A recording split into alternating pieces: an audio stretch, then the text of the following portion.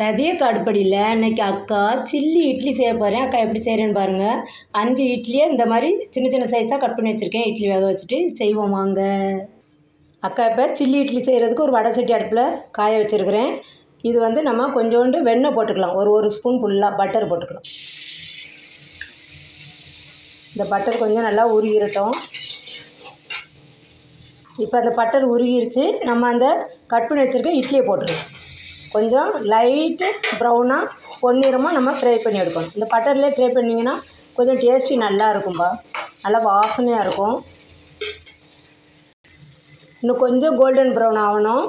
அப்போ தான் நல்லா வாசனையாக இருக்கும். இட்லி நல்லா ஸ்மூத் கிடைக்கும்.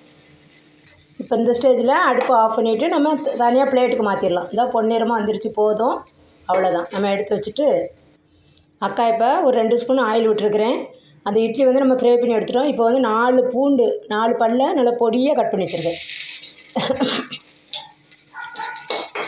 சாரி பார்க்க வாய்ஸ் கொஞ்சம் சகிக்க முடியாமல் தான் இருக்கும், சளி பிடிச்சிருக்கு. இது நல்லா அப்படியே லைட்டாக ப்ரௌனாக வதக்கலாம், அவ்வளோதான், போதும். இப்போ அக்கா ஆனியன் எவ்வளோ வச்சுருக்கேன் பாருங்கள்.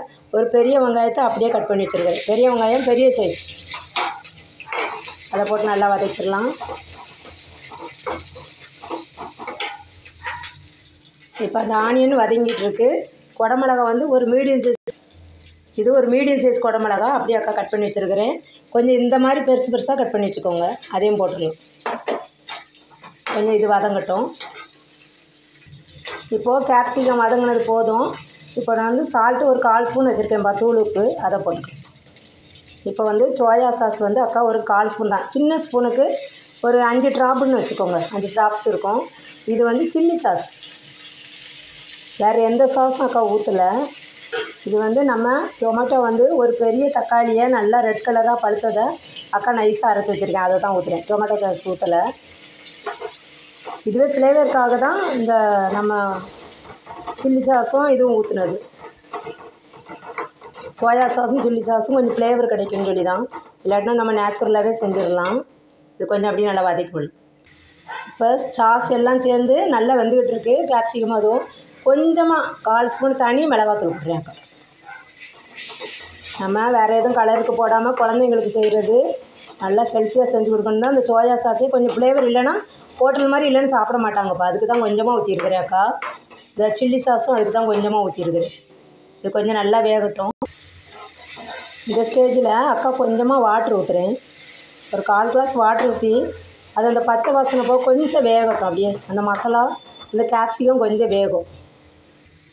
ஒரு 20 செகண்ட் அக்கா மூடி வைக்கலான் இருக்கிறேன். நல்லா வெந்துடும். ஏன்னா குழந்தைங்களுக்கு இப்போ கேப்சிகம்லாம் ஆஃப் ஆயிலாக கொடுக்குறது நல்லதில்லை, அதனால் கொஞ்சம் வேகட்டும். அக்கா ஒரு 20 செகண்ட் தான் வச்சுருக்கேன், போதும். நம்ம குழந்தைங்களுக்கு கொடுக்குறனால கொஞ்சம் வெந்தால் நல்லது. நம்ம இந்த கேப்சிகம் அவ்வளோதான். நம்ம வந்து இப்போது அந்த கட் பண்ணி வச்ச இப்போ இந்த ஸ்டேஜில் நம்ம கட் பண்ணி வச்ச இட்லியை போட்டுடலாம். இந்த சில்லி இட்லி ரொம்ப ரொம்ப ரொம்ப ரொம்ப ஈஸியாக இருக்கும் செய்கிறதுக்கு, ரொம்ப டேஸ்டியாகவும் இருக்கும்பா. குழந்தைங்களுக்கு ரொம்ப பிடிக்கும். இது இன்னும் கலர்ஃபுல்லாக வேணுன்னா நீங்கள் நம்ம டொமேட்டோ சாஸ் ஊற்றினா இன்னும் கொஞ்சம் கலர்ஃபுல்லாக இருக்கும். நான் அக்கா டொமேட்டோ அரைச்சி போட்டதுனால கொஞ்சம் கலர் கம்மியாக இருக்குது. ஆனால் எது ஹெல்த்தி, நம்மளுக்கு கலர் முக்கியம் கிடையாது, ஹெல்த்தி தான் முக்கியம். இது கொஞ்சம் நல்லா இதை பரட்டி எடுப்போம். இப்போது சில்லி இட்லி ரெடி ஆயிடுச்சு. நம்ம கொஞ்சோண்டு கொத்தமல்லி எடுத்து வைக்கலாம். இது ஹெல்த்தியான சில்லி இட்லி.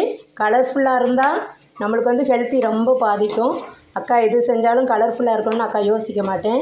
இது குழந்தைங்களுக்கு அவ்வளோதான். நம்ம ரெடி ஆயிடுச்சு சில்லி இட்லி. ரொம்ப ரொம்ப சூப்பராக ஹெல்த்தியான சில்லி இட்லி. இது கிட்ஸுக்கு யம்மியான ரொம்ப ரொம்ப ஹெல்த்தியான சில்லி இட்லி ரெடி. ரதியா அடுப்பில் இதை செஞ்சு பாருங்கள். செஞ்சு பார்த்துட்டு அக்காவுக்கு கமெண்டில் எப்படி இருந்துச்சு சொல்லுங்கள். உங்கள் குழந்தைங்க இதே மாதிரி ஹெல்த்தியாக, நம்ம கலர்ஃபுல்லாக வேணும்னு அவசியம் இல்லை, நல்லா ஹெல்த்தியாக பண்ணி கொடுத்துட்டு அக்காவுக்கு கமெண்டில் சொல்லுங்கள் எப்படி இருந்துன்னு சொல்லி. ரதியா அடுப்படிக்கு சப்ஸ்கிரைப் பண்ணுங்கள், லைக் பண்ணுங்கள், ஷேர் பண்ணுங்கள். தேங்க்யூ.